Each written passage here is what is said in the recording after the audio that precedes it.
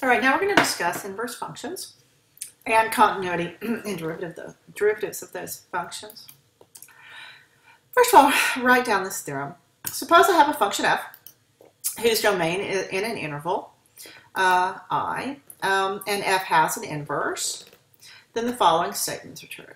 All right, if f is continuous, then of course the inverse is going to be continuous as well. If f is increasing, and this kind of shocked me when I learned it the first time, then the function, the inverse function, is also going to be increasing on the same domain. I would have thought it would have been inverse, but that it would have been like 1 over, but it really isn't. So if f is increasing, so is the inverse. Similarly, if f is decreasing, and I'm just going to show you by kind of rotating this. If f is decreasing, then the inverse is also decreasing. And finally, if f is differentiable at a point C and the derivative doesn't equal 0, then f inverse is also differentiable at C. When we're doing these inverses, we have to be careful when things become 0. Now, let's look at the derivative of an inverse.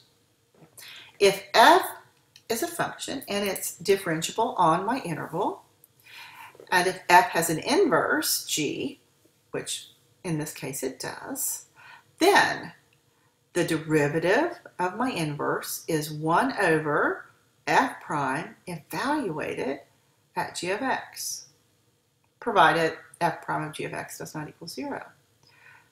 Think about that. The derivative of my inverse is equal to 1 over the derivative of my function evaluated at x, that g of x. Let's see how we can use this. First of all, you'll notice I didn't tell you how to find the inverse, and the inverse isn't always easy to find. Suppose I'm given the function f of x is 1/4 x cubed plus x minus 1. Now, for grins and giggles, I'm going to evaluate at x equals 2. Why? Because I happen to know this is a good number. Otherwise, I wouldn't do it. So this is 1/4, 2 cubed, plus 2, minus 1. So f evaluated at 2 is equal to 3. So what this has told me is the inverse function evaluated at 3. So f inverse evaluated at 3 is equal to, you got it, 2. Did you get that? Think about it. Now, what is the value of the inverse function, the derivative of the inverse function evaluated at 3? Well, that is equal to 1 over the derivative of the inverse function evaluated at 3. But I just found that the inverse function evaluated at 3 is 2. So this is 1 over the derivative evaluated at 2. Now what is the derivative of x? Well, that's 3/4 x squared plus 1. So the inverse, if I take the first derivative of the inverse and evaluate that at 3, that's going to give me, I'm just rewriting this, f prime at 2. So that's 1 over, let me evaluate up here, f prime at 2. So that's 3/4, 2 squared plus 1, so that cancels. So this is 4. So f prime at 2 is 4. Kind of interesting. You'll see what we wound up showing is that the derivative of y with respect to x is 1 over dy dx. Now you can't just treat these like numbers and just move them around willy-nilly, even though it sometimes seems like that's what we're doing. Things have to be continuous and differentiable, etc. on your interval. Now, try this one. Restart the video when you're done.